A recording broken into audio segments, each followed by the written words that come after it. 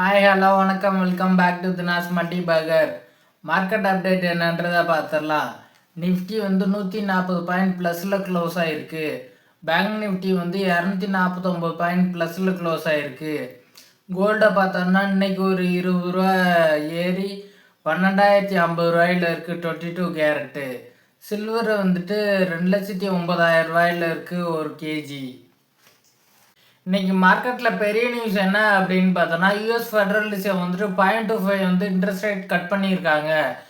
ஏற்கனவே இவங்க 2 time interest rate cut பண்ணியிருந்தாங்க இந்த வருஷத்தில். இது 3வது டைம் பண்ணியிருக்காங்க. இதனால இன்ட்ரெஸ்ட் ரேட் 3.75லேருந்து 3.5க்கு குறைஞ்சிருக்கு. இதுக்கு மெயின் ரீசன் யூஎஸில் அன்எம்ப்ளாய்மெண்ட் அண்டு யூஎஸோட எக்கனாமிக்ஸ் ரொம்ப மந்தமான நிலையில் இருக்குது அப்படின்னு சொல்லி ஜெர்னல் சொல்லியிருக்காரு. இந்த ரேட் கட் வந்ததுனால கோல்டு அண்ட் சில்வரோட ப்ரைஸ் ரைஸ் ஆக வாய்ப்பு இருக்குது. ஏற்கனவே 2-3 நாளாகவே இன்ட்ரெஸ்ட் ரேட் கட்டாக சான்சஸ் இருக்குது அப்படின்ற ரீசனை வச்சே 3% கோல்டு ரைஸ் ஆச்சு. ஸோ இதுக்கு மேலே கண்டிப்பாக 13,500 தொடர்றதுக்கு சான்சஸ் இருக்குது அப்படின்னு சொல்லி எக்ஸ்பர்ட்லாம் சொல்லிட்டு இருக்காங்க. அடுத்ததாக TCS US based sales for consulting firm கம்பெனியான கோஸ்டல் க்ளவுடை $7 மில்லியன் இன்வெஸ்ட் பண்ணி அக்வயர் பண்ணுறதா சொல்லியிருக்காங்க. ஏற்கனவே லிஸ்ட் என்கேஜிங் அப்படின்ற கம்பெனியை இவங்க அக்வயர் பண்ணாங்க. இப்போதைக்கு இந்த 2 கம்பெனி அக்வயர் பண்ணதுனால டாப் 5 கன்சல்டிங் ஃபார்முக்குள்ள டிசிஎஸும் வர்றாங்க. இந்த கம்பெனியை அக்வயர் பண்ணதுனால 400க்கு மேலே ஹை ஸ்கில்டு எம்ப்ளாயீஸ் வர்றாங்க. அது இல்லாமல் 3000 க்ளவுட் சர்டிஃபிகேட்டு இவங்களுக்கு கிடைச்சிருக்கு அப்படின்னு சொல்லியிருக்காங்க. இந்த அக்வசேஷன் மூலமாக ஏஐ யூஸ் பண்ணி இவங்க டிரான்ஸ்ஃபர்மேஷனை எக்ஸ்பேண்ட் பண்ணோம் அப்படின்னு சொல்லியிருக்காங்க. இப்போ இந்த ஸ்டாக் கொஞ்சம் ஹையாக தான் இருக்குது. கொஞ்சம் கரெக்டாச்சு அப்படின்னா கண்டிப்பாக இந்த ஸ்டாக்கை நம்ம கன்சிடர் பண்ணலாம். அடுத்ததாக டாடா ஸ்டீல் திரிவேணி பெல்லட்ஸில் 50% ஸ்டேக்கை அக்வயர் பண்ணியிருக்காங்க. பேலன்ஸ் 49.99% லயட்ஸ் மெட்டல் ஹோல்ட் பண்ணுறாங்க. டாடா ஸ்டீல் அண்ட் லயட்ஸ் மெட்டல் ஒரு அக்ரிமெண்ட் சைன் பண்ணியிருக்காங்க. அந்த அக்ரிமெண்ட் படி 600 மில்லியன் டன்னு மேனுஃபேக்சர் பண்ணுற பிளான்ட்டை செட்டப் பண்ண போகிறதா அனௌன்ஸ் பண்ணியிருக்காங்க. அடுத்தது எஸ்பியோட சேர்மனான சிஎஸ்ஐடி நாங்கள் 16,000 எம்ப்ளாயி ஹையர் பண்ண போகிறோம் அப்படின்னு அனௌன்ஸ் பண்ணியிருக்காரு. எதுக்காக அப்படின்னு பார்த்தீங்கன்னா, அவங்களோட 200க்கு மேலே உள்ள பிரான்ச்சஸில் உள்ள வேகன்சியை ஃபில் பண்ண போகிறதா அவர் அனௌன்ஸ் பண்ணியிருக்காரு. டாடா குரூப் கம்பெனியான ட்ரெண்ட் இன்னைக்கு 52 வீக் லோ டச் ஆச்சு.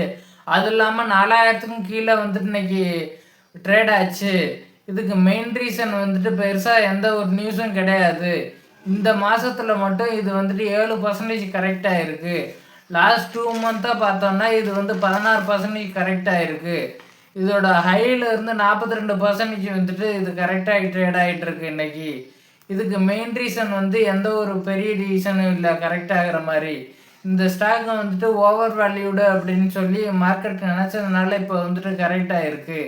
இங்கேருந்து 40லேருந்து 45% கரெக்டானதான் நம்ம கன்சிடர் பண்ணுற ரேஞ்சுக்கே இந்த ஸ்டாக் வரும். இப்போவுமே இதோட பிஇ 87 தான் இருக்குது. ஸோ அதனால் இப்போதைக்கு இந்த ஸ்டாக்கை நம்ம கன்சிடர் பண்ண வேணாம். அடுத்து ஃபார்மா கம்பெனியிலேருந்து கொஞ்சம் அப்டேட் வந்திருக்கு. அது என்னன்றதை பார்த்துடலாம். சிப்லாக் இந்தியாவில் யூரோபிக் அப்படின்ற ட்ரக்கை சேல்ஸ் பண்ணுறதுக்காக டிசிஜிஐ பர்மிஷன் கொடுத்துருக்காங்க. இந்த ட்ரக் மெயினாக வெயிட் லாஸ் அண்டு டயபெட்டிஸ்க்கு யூஸ் ஆகும் அப்படின்னு சொல்லி சிப்லா சொல்லியிருக்காங்க. அடுத்தது கிளென்மார்க் ஃபார்மா யூஎஸில் கால்சியம் இன்ஜெக்ஷனை இந்த மாதம் லான்ச் பண்ண போகிறதா சொல்லியிருக்காங்க. இந்த ட்ரக்கு மெயினாக ஹீமோதெரப்பி அண்டு டெஃபிஷியன்சி ட்ரீட்மெண்ட்டுக்கு யூஸ் ஆகும் அப்படின்னு சொல்லியிருக்காங்க. ஃபார்மாவும் வெயிட் லாஸ் ட்ரக்கான செமிக்ளோடைடை மேனுஃபேக்சர் பண்ணுறாங்க. ஸோ இதனால் இவங்க மேலேயும் நாவோ நார்டிஸ்க்கு டெல்லி ஹைகோர்ட்டில் கேஸ் போட்டிருக்காங்க. அங்கே டெல்லி ஹைகோர்ட்டில் சன்ஃபார்மா என்ன சொல்லியிருக்காங்க அப்படின்னா, பேட்டன்ட் எக்ஸ்பைரி ஆகிற வரையும் நாங்கள் கண்டிப்பாக மார்க்கெட்டில் சேல்ஸ் பண்ண மாட்டோம் எங்கள் வெயிட் லாஸ் ட்ரக்கை அப்படின்னு சொல்லியிருக்காங்க.